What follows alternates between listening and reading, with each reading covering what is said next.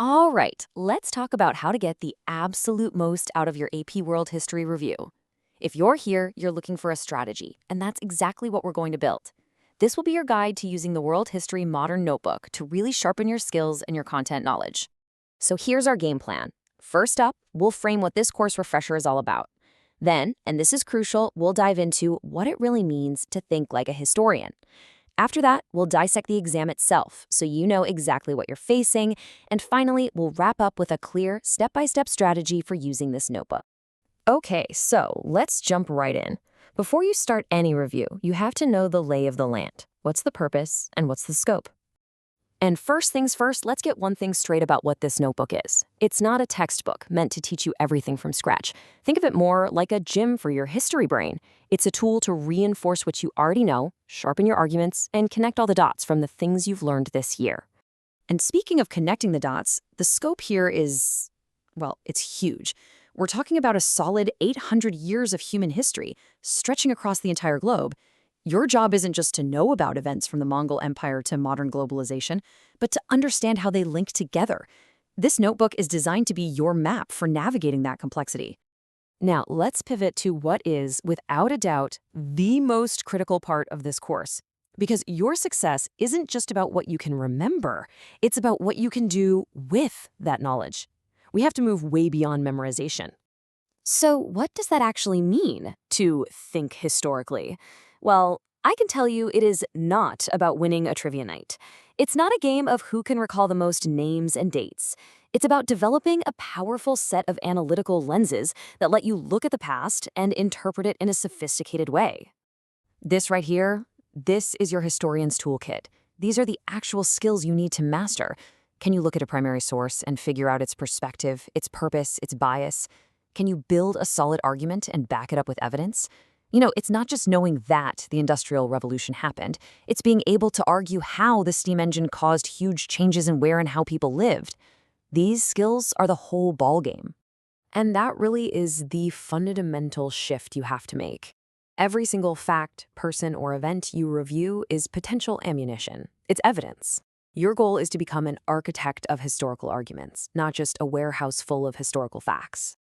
Okay, so you've got these skills. How do they actually get measured? Let's connect this idea of historical thinking directly to the exam by breaking down its structure. Knowing the layout is half the battle. So, take a look at this breakdown. The multiple choice section is a big piece of the pie, for sure, at 40%. But just look at what makes up the rest of it. What do you see? It's all about writing. The short answer, the DBQ, the long essay, that's where the majority of your points are. 60%. Let that number sink in for a second. The majority of your score comes directly from your ability to write a compelling historical argument. This is exactly why practicing your writing isn't just a good idea, it is absolutely essential. And here's the nitty-gritty of how your time breaks down. Notice the pace on that first part. 55 multiple-choice questions in 55 minutes. You gotta be quick. But then look at the time you get for writing. A full hour for the document-based question and 40 minutes for the long essay. Knowing this timing lets you practice your pacing so nothing comes as a surprise. So, we know why historical thinking matters, and we know how it's assessed. Now let's get to the how for you. How can you use this notebook to prepare? This is all about active, targeted review, not just passively flipping through notes. I've broken it down into a really simple 3-phase plan. Think of it this way. First, you review the content to build a solid foundation. Second, you refine your writing skills to apply that content effectively. And third, you test yourself to see where you stand. Phase 1 is all about that foundation. You're going to start with the unit overview videos to get that big picture view. Then you'll hit the flashcards to lock in all those key terms and concepts. And maybe most importantly, you'll use the quick questions to diagnose your own understanding. They'll show you exactly where you need to focus your energy. All right, on to phase 2. This is where we tackle that huge 60% of your score. You're going to dive deep into the specific guides for the DBQ, the SAQ, and the LEQ.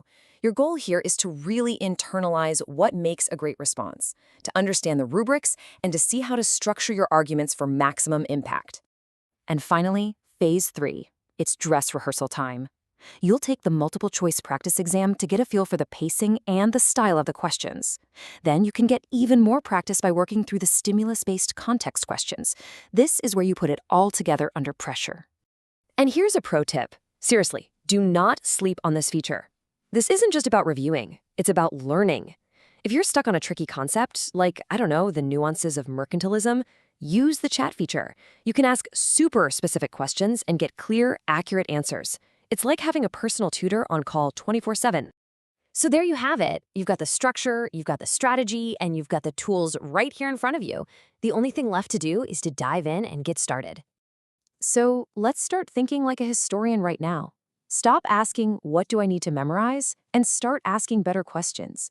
What historical connection are you going to explore first? What comparison are you going to make? What chain of events are you going to trace? Your review starts not with a random fact, but with a great question. You've got this.